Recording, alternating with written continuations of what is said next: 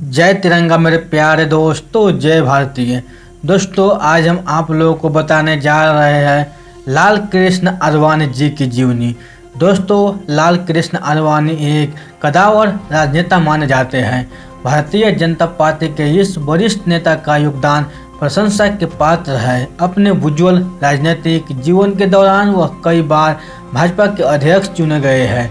वैसे तो BJP party को खड़ा करने और राष्ट्रीय स्तर पर लाने में कई अनुभवी राजनेताओं का योगदान रहा, लेकिन उनमें से प्रथम पंक्ति के चुनिंदा पॉलिटिशियन की सूची बनेगी तो लाल कृष्ण आडवाणी का नाम पहले लिया जाएगा। दोस्तों, अटल बिहारी वाजपेयी नेतृत्व वाली बीजेपी सरकार के कार्यकाल में आडवाणी जी को देश के 7वें उप प्रधानमंत्री बनने का सम्मान प्राप्त हुआ है। लाल कृष्ण आडवाणी 1998 से 2004 के समय में minister of home affairs India के पद पर भी रह चुके हैं तथा 10वीं और 14वीं लोकसभा के दौरान ओपोजिशन दल प्रमुख भी रहे हैं। वर्ष 2009 के आम चुनाव के दौरान Advani ji NDA national democratic Allianz के लिए प्रधानमंत्री प्रत्याशी कैंडिडेट भी रह चुके हैं। लाल कृष्ण आडवाणी को भारत का द्वितीय श्रेष्ठ सम्मान पद्म विभूषण मिल चुका है। आइए भारतीय जनता पार्टी के आधार स्तंभ स्वरूप नेता लाल कृष्ण आडवाणी की जीवनी विस्तार से जान लेते हैं। दोस्तों, लाल कृष्ण आडवाणी का जन्म 8 नवंबर 1927 के दिन हुआ था। उनका जन्म स्थान कराची, पाकिस्तान बताया जाता है। यह क्षेत्र तब बंटवारे से पहले भारत का हिस्सा था। आडवाणी जी एक सिंधी हिंदू परिवार से ताल्लुक़ रखते हैं। उनके पिता का नाम किशन चंद्र दी आडवाणी है और माता का नाम ज्ञानी आडवाणी है। विभाजन के बाद उनका परिवार भारत में आ बसा। दोस्तों, एक एल के आडवाणी की प्राथमिक शिक्षा Saint Patrick high school Karachi में संपन्न हुई। उसके बाद उनकी आगे की शिक्षा हैदराबाद सिंध के जी कॉलेज से हुई। पार्टीशन के बाद भारत आ जाने पर उन्होंने अपनी वकालत की पढ़ाई Bombay university government law college से की। लाल कृष्ण आडवाणी स्वामी विवेकानंद के विचारों से अत्यंत प्रभावित रहे। आडवाणी जी को पूर्व समय में हिंदी भाषा बोलने में बड़ी दिक्कत होती थी। उन्हें सिंधी और अंग्रेजी बोलने में ही अधिक सहजता महसूस होती थी। दोस्तों, भारत जनसंघ में योगदान। वर्ष 1942 में आडवाणी जी आरएसएस राष्ट्रीय स्वयंसेवक संघ से जुड़े। उन्होंने अपने करियर की शुरुआत एक स्वयंसेवी के तौर पर की। इस संगठन में अपनी सेवाएं देते हुए आडवाणी जी ने कई नवीनतम आरएसएस शाखाओं का निर्माण किया। इंडिया पाकिस्तान के पार्टीशन होने के पहले वह कराची स्थित राष्ट्रीय स्वयंसेवक संघ में प्रवृत्त रहे। बंटवारे के बाद उन्हें भारत आने पर मत्स्य अलवारा राजस्थान भेजा गया, जहां पर उन्होंने वर्ष 1952 तक अभूतपूर्व सेवाएं दी। इसके बाद आडवाणी जी ने राजस्थान में ही रहकर झालावाड़, भरतपुर, कोटा और बूंदी जिले में काम किया। वर्ष 1951 भारतीय जनसंघ की स्थापना हुई। आडवाणी जी आरएसएस से जुड़े होने के कारण जनसंघ से भी जुड़ गए।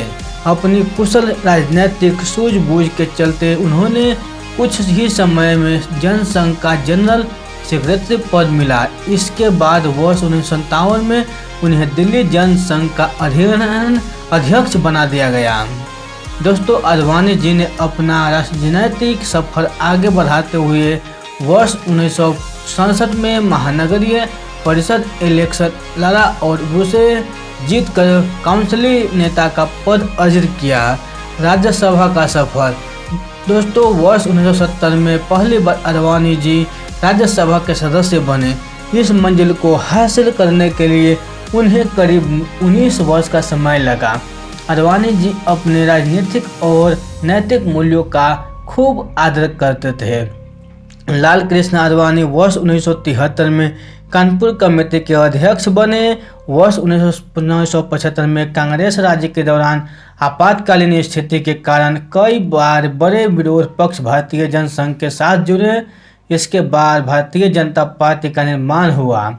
दिन पर दिन आडवाणी जी के राजनीतिक अनुभव और कद बढ़ रहा था। आने वाले समय में वर्ष 1976 से 1982 तक वह गुजरात राज्यसभा के सदस्य रहे। अटल बिहारी वाजपेयी के साथ मिलकर आडवाणी ने वर्ष 1977 के लोकसभा चुनाव लड़े। जनता पार्टी से भाजपा का सफर। इंदिरा गांधी सरकार ने जब आपातकालीन शासन लागू किया तब पूरे राजनेता समाज में विरोध की लहर सी दौड़ गई। कांग्रेस सरकार का यह कदम ही उनके चुनाव हारने का प्रमुख कारण बन गया। अब सत्ता जनता पार्टी के हाथ में थी। नई सरकार में मोरारजी देसाई भारत के प्रधानमंत्री बने। अटल बिहारी वाजपेयी को विदेश मंत्री का पदभार सौंपा गया। तब लाल कृष्ण आडवाणी सूचना एवं प्रसारण मंत्री बनाए गए। कुछ समय बीतने के बाद इस पार्टी के दिग्गज नेताओं ने पार्टी को छोड़ना शुरू किया। आने वाले समय में एक नई पार्टी बनी जिसे भारतीय जनता पार्टी नाम दिया गया। भाजपा दल में भी लाल कृष्ण आडवाणी को द्वारा वर्ष 1982 में आडवाणी जी उच्च सदन राज्यसभा के लिए नॉमिनेट किए गए। भारतीय जनता पार्टी विशेष अटल बिहारी वाजपेयी की बीजेपी अध्यक्षता में हिंदुत्व की लहर थी, लेकिन वर्ष 1984 में प्रधानमंत्री इंदिरा गांधी की हत्या हो जाने की वजह से पूरे देश का इमोशनल सेंटिमेंट कांग्रेस की ओर मुड़ गया और भाजपा को सत्ता से हाथ धोना पड़ा। अगले चुनाव में भारतीय जनता पार्टी को केवल 2 लोकसभा सीट पर जीत मिली। इसके बाद लाल कृष्ण आडवाणी जी को अटल बिहारी वाजपेयी को स्थान पर भाजपा अध्यक्ष बना दिया गया। अयोध्या राम मंदिर विवाद। एक लंबे समय से भाजपा का चुनावी मुद्दा राम मंदिर निर्माण रहा है। वर्ष 1980 में विश्व हिंदू परिषद द्वारा राम मंदिर निर्माण मुहिम शुरू की गई। भारत के कई हिंदू संगठन इस बात में विश्वास रखते थे कि अयोध्या भगवान श्री राम की जन्मभूमि है। पूर्व समय में जहां राम मंदिर बना हुआ था उसे तोड़ा कर बाबर नाम के शासक ने जबरन बाबरी मस्जिद का निर्माण किया। इतिहास की इस अप्रिय घटना का सुधार करने के लिए अनेक हिंदू संगठन और बीजेपी दल वचनबद्ध हुए और लाल कृष्ण आडवाणी के नेतृत्व में बीजेपी ने राम मंदिर निर्माण मुद्दे को हमेशा प्राथमिकता दी है। वर्ष 1996 में भाजपा एक मजबूत पार्टी बनी और अटल बिहारी वाजपेयी पहली बार प्रधानमंत्री बने।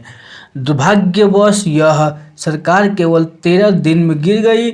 आने वाले समय में आई के गुजराल और एच.डी. देवेगौड़ा की सरकार बनी, लेकिन करीब 2 वर्ष 1996 से 1998 के अंतर्गत में ध्वस्त हो गई। फिर एक बार वर्ष 1998 में गृह मंत्री का पद। वर्ष 1998 में डीएनए की सरकार बनी जिसमें बीजेपी अग्रसर थी। उसके बाद जयललिता ने एनडीए से अपना समर्थन वापस ले लिया और एनडीए की सरकार का पतन हुआ। अगले इलेक्शन तक अटल बिहारी वाजपेयी ने सरकार को संभाला और उनके कार्यकाल यानी वर्ष 2014 के समय तक लाल कृष्ण आडवाणी गृह मंत्री के पद पर बने रहे और आडवाणी जी भारत का प्रथम प्रधानमंत्री पद भी सौंपा गया। आडवाणी जी का निजी जीवन। दोस्तों, लाल कृष्ण आडवाणी का विवाह वर्ष 1965 में कमला देवी से हुआ था। इस दंपति की 2 संतान हैं। उनके पुत्र का नाम जयंत आडवाणी है, वह एक बिजनेसमैन है। आडवाणी जी को एक पुत्री भी है और उनका नाम प्रतिभा आडवाणी है। प्रतिभा एक टीवी सीरियल निर्माता के तौर पर सक्रिय है। इसके साथ साथ वह अपने पिता को राजनीतिक क्रियाकलापों में भी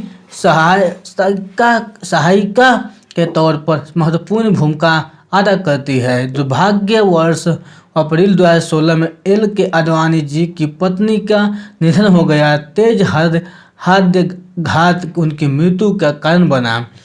एल के आडवाणी जी की रथ यात्रा है। राम रथ यात्रा सोमनाथ गुजरात से अयोध्या तारीख 25 सितंबर 1990 से 30 अक्टूबर 1990। उद्देश्य राम मंदिर निर्माण समर्थन। जनादेश यात्रा मैसूर से कुल 14 राज्य और कई महत्वपूर्ण जिलों से होते हुए भोपाल तक तारीख 11 सितंबर 1993 से 25 सितंबर 1993। उद्देश्य the constitution 18th amendment bill और the representation of people amendment bill. विरोध के लिए समर्थन जुटाना। स्वर्ण जयंती रथ यात्रा वर्ष 1997 में और जुलाई के दौरान। उद्देश्य भाजपा को एक अच्छी और समर्पित सरकार की छवि देना और आज़ादी के 50 वर्ष का पूर्व मानना। भारत उदय यात्रा वर्ष 2004 में लोकसभा चुनाव में बढ़त हासिल करने हेतु।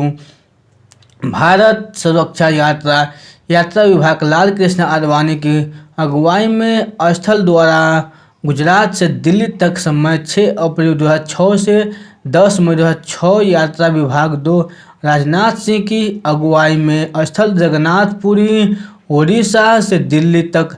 दोनों यात्रा के उद्देश्य महंगाई, लेफ्ट विंग आतंकवाद, लघुमती राजनीतिक भ्रष्टाचार, लोकशाही हनन वगैरह मुद्दे। जन चेतना यात्रा स्थल सीताराम दायरा बिहार अक्टूबर 2011। सरकार की भ्रष्ट नीति के खिलाफ आग जनता का मत एकत्रित करना और भाजपा पार्टी के लिए समर्पित और ईमानदारी पार्टी के रूप में प्रदर्शित करना। प्रमुख पुरस्कार लाल कृष्ण आडवाणी ने अपने जीवन का एक बड़ा हिस्सा देश सेवा और राजनीति में गुजारा है। उनके इस अभूतपूर्व योगदान के फलस्वरूप भारत सरकार की ओर से वर्ष 2015 में पद्म विभूषण सम्मान दिया गया। लाल कृष्ण आडवाणी से जुड़े विवाद। लाल कृष्ण आडवाणी पर हवाला ब्रोकर्स से रिश्वत लेने का आरोप लगे और सुप्रीम कोर्ट में केस भी चला। पर्याप्त सबूतों के अभाव में यह मुकदमा खारिज हुआ था। वर्ष 2004 में जीत के खोखले दावे के उपरांत अटल बिहारी वाजपेयी ने आडवाणी जी को विपक्ष का अध्यक्ष बनाया। आडवाणी जी ने दावा किया था कि कांग्रेस 100 से अधिक सीट नहीं ला पाएगी, लेकिन वह तो चुनाव ही नहीं जीत गई। वर्ष 2009 तक वह विपक्ष अध्यक्ष पद पर बने रहे, लेकिन उन्हें अपनी ही पार्टी के दिग्गज नेता उमा भारती, मुरली मनोहर जोशी, मदन लाल खुराना इन सब को विरोध का सामना करना पड़ा। पाकिस्तान में अपनी जन्म स्थान यात्रा के दौरान एक भाषण आडवाणी जी ने मोहम्मद अली जिन्ना को एक धर्मनिरपेक्ष नेता बताया। इस कारण उन्हें आरएसएस के हिंदू नेताओं का प्रखर विरोध झेलना पड़ा। आडवाणी जी ने मोहम्मद अली जिन्ना पर दिए बयान के वजह से विपक्ष अध्यक्ष पद से इस्तीफा तो दिया, लेकिन आनन फानन में उसे वापस भी ले लिया। लाल कृष्ण आडवाणी संपूर्ण भारतीय राजनीति के राजनीतिक रत्न समान है। निजी जीवन समृद्धि से पहले देश सेवा को प्राथमिकता देना उनके उत्तम व्यक्तित्व का प्रमाण है। एक सुखी संपन्न परिवार से आने के बावजूद उन्होंने जन सेवा कार्य चुना, यह अत्यंत प्रशंसनीय है। तो दोस्तों, ये बायोग्राफी आपको अच्छी लगे हो तो अपने दोस्तों के साथ ज़रूर शेयर कीजिएगा। तो फिर मिलते हैं ऐसे ही अगले बायोग्राफी में। तब तक के लिए आप खुश रहिए, सुरक्षित रहिए और अपने सेहत को अच्छी तरह से ध्यान रखिए, क्योंकि अधिक समय बदल गया है कोरोना काल के बाद। और अपने परिवार से मिलजुल कर रहिए। और अगर चैनल को सब्सक्राइब करने का मन हो तो कर देना, नहीं तो कोई बात नहीं है दोस्तों। धन्यवाद।